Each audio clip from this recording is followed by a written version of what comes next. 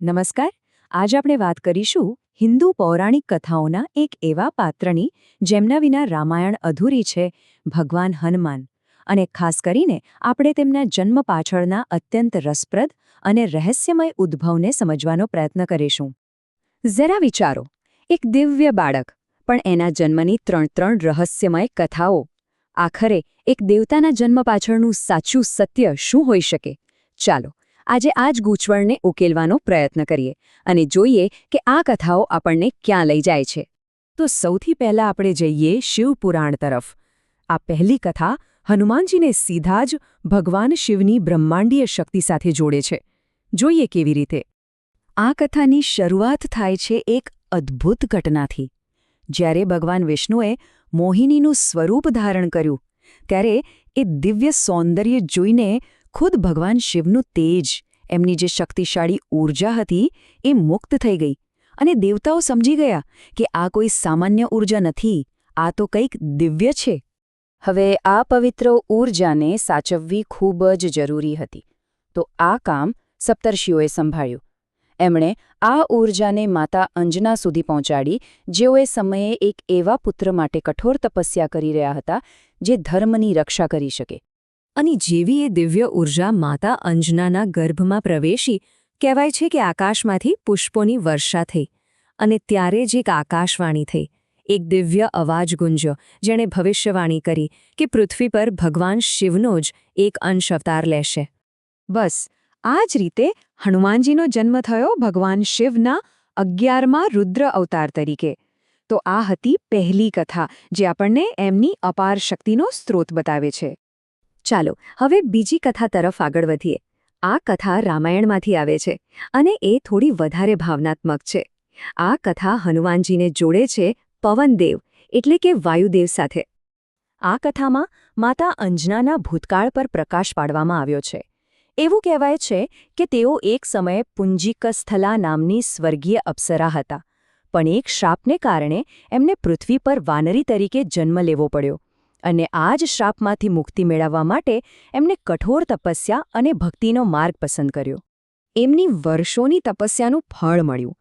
એક દિવસ ખુદ પવનદેવ, વાયુ, એમની ભક્તિથી પ્રસન્ન થઈને પ્રગટ થયા અને એમણે વરદાન આપ્યું. વરદાન એક એવા પુત્રનું જે પર્વતોને પણ ઉખાડી શકે અને જેની ગતિ સૂર્ય સુધી પહોંચી શકે. અને પવનદેવની આ જ શક્તિ, આ જ આશીર્વાદ માતા અંજના સુધી પહોંચ્યા અને એટલે જ તેમના પુત્ર હનુમાન પવનપુત્ર તરીકે ઓળખાયા. મતલબ કે પવનના પુત્ર. આ નામ જ એમની શક્તિ અને ગતિની ઓળખ છે. અને હવે આવે છે ત્રીજી કથા, જે કદાચ સૌથી વધુ રહસ્યમય છે. આ કથા આનંદ રામાયણમાંથી લેવામાં આવી છે અને તે હનુમાનજી અને ભગવાન રામ વચ્ચેના એવા સંબંધ પર પ્રકાશ પાડે છે જે ભાગ્યમાં પહેલેથી જ લખાયેલો હતો.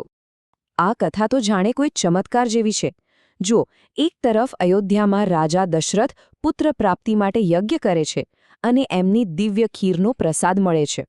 આ જ પ્રસાદ એમની રાણીઓમાં વહેંચાય છે, જેનાથી રામ અને એમના ભાઈઓનો જન્મ થાય છે. પણ અહીં એક અજીબ ઘટના બને છે.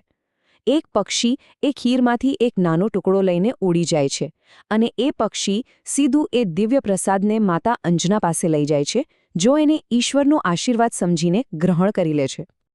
આ ઘટના કેટલી ગહન છે એનો વિચાર કરો. આનો અર્થ એ થયો કે ભગવાન હનુમાન અને ભગવાન રામ વચ્ચેનું જે પવિત્ર બંધન છે, એ તો એમના જન્મ પહેલાં જ સ્થપાઈ ગયું હતું. એમની સેવા અને ભક્તિ ભાગ્ય દ્વારા જ નિર્ધારિત હતી. તો હવે આપણી પાસે આ ત્રણ અલગ અલગ કથાઓ છે. એક કહે છે કે તેઓ શિવનો અવતાર છે, બીજી કહે છે પવનપુત્ર છે અને ત્રીજી તેમને રામના જન્મ સાથે જોડે છે. તો હવે સવાલ એ છે કે આ ત્રણેયને એકસાથે કેવી રીતે સમજવી? તો આખરે સાચું શું છે? શું તેઓ શિવના અવતાર છે કે પવનદેવના પુત્ર, કે પછી રામના જન્મ સાથે જોડાયેલા એક દિવ્ય અંશ? આખરે હનુમાનજી કોણ છે? જો આપણે આ ત્રણેય કથાઓને બાજુમાં મૂકીને જોઈએ તો ખ્યાલ આવે છે કે દરેક કથા એક અલગ પાસા પર ધ્યાન કેન્દ્રિત કરે છે. શિવપુરાણ એમની બ્રહ્માંડીય શક્તિ અને એમના જન્મના હેતુ વિશે વાત કરે છે. રામાયણ એમને મળેલા અપાર શક્તિના આશીર્વાદ પર ભાર મૂકે છે અને આનંદ રામાયણ એમની ભક્તિ અને સેવાના ભાગ્ય નિર્ધારિત સંબંધને ઉજાગર કરે છે. અને અહીં જ આખું રહસ્ય ખુલે છે. આ કથાઓ એકબીજાથી વિરોધાભાસી નથી. એવું નથી કે એક સાચી તો બીજી ખોટી. હકીકતમાં તે એક જ દિવ્ય યોજનાના અલગ અલગ પૂરક પાસા છે. દરેક કથા હનુમાનજીના દિવ્ય સ્વરૂપના એક અલગ પાસાને આપણી સામે મૂકે છે. અને આ ત્રણેય કથાઓ ભેગી મળીને એમના જન્મના એક જ અંતિમ હેતુ તરફ ઇશારો કરે છે. અને એ અંતિમ હેતુ, એ અંતિમ સત્ય શું છે? એ છે ભગવાન રામની સેવા અને ધર્મની રક્ષા. પછી ભલે એમના જન્મનો સ્ત્રોત શિવની ઊર્જા હોય, વાયુદેવના આશીર્વાદ હોય કે પછી રામના જન્મનો દિવ્ય પ્રસાદ, આ બધી જ દિવ્ય શક્તિઓ એક જ હેતુ માટે એકત્રિત થઈ હતી: ભગવાન રામની સહાય કરવી. તો આ હતી હનુમાનજીના જન્મ પાછળની અદ્ભુત કથાઓ, જે આપણને બતાવે છે કે કેવી રીતે અલગ અલગ દિવ્ય શક્તિઓ એક જ ઉમદા હેતુ માટે એક થાય છે. જય શ્રી રામ, જય હનુમાન.